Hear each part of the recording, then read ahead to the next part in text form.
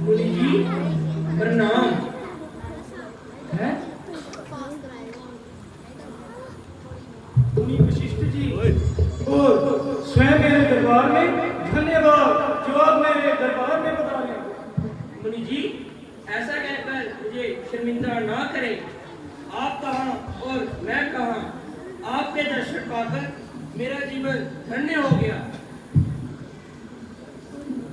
ओहो महाराज दशरथ जी, वो भी नंगे पांव मेरे दरबार में। प्रणाम। आपने मुझे कह दिया होता तो मैं स्वयं आपके पास आ जाता।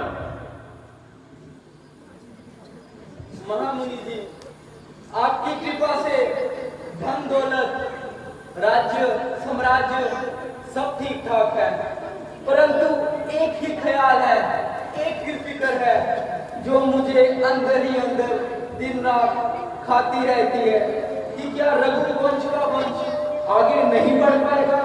क्या रघुवंश कभी आगे बढ़ नहीं पाएगा? क्या रघुवंश मेरे साथ ही खत्म हो जाएगा? बस यही एक फिक्र है गुरुजी, जो मुझे अंदर ही अंदर खाए जा रही है।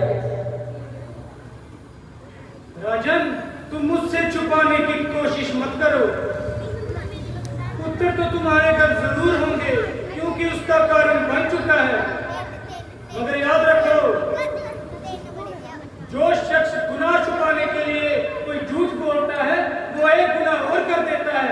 इसलिए जो बात है सच सच बताओ। महाराज, राजन, अपने किए की सजा देर बदेर हर शख्स जरूर पाता है, क्योंकि ये कुदरत का नियम है। इसमें दखल देने की मुझे कोई अधिकार नहीं। मगर पाप करके सच्चे दिल से उसका पश्चाताप करने से पाप थोड़ा कम हो जाता है। इसलिए जो बात है सच सच बताओ राजन।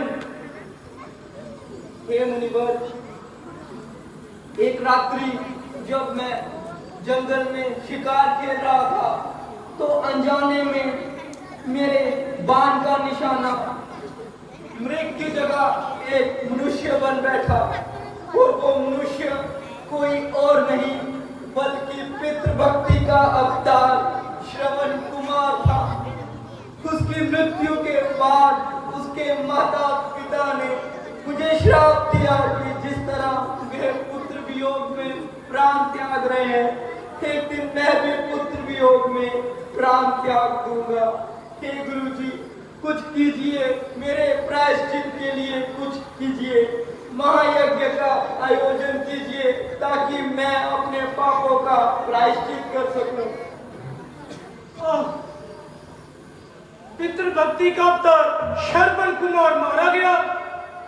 राजन, यह तो बहुत बड़ा गुनाह है, लेकिन तुमने इससे जानबूझकर नहीं किया, तो मैं तुम्हारा गुनाह जरूर कम करवाऊंगा। तुम एक यज्ञ का प्रबंध करो ताकि मैं तुम्हारे कम करवा सकूं।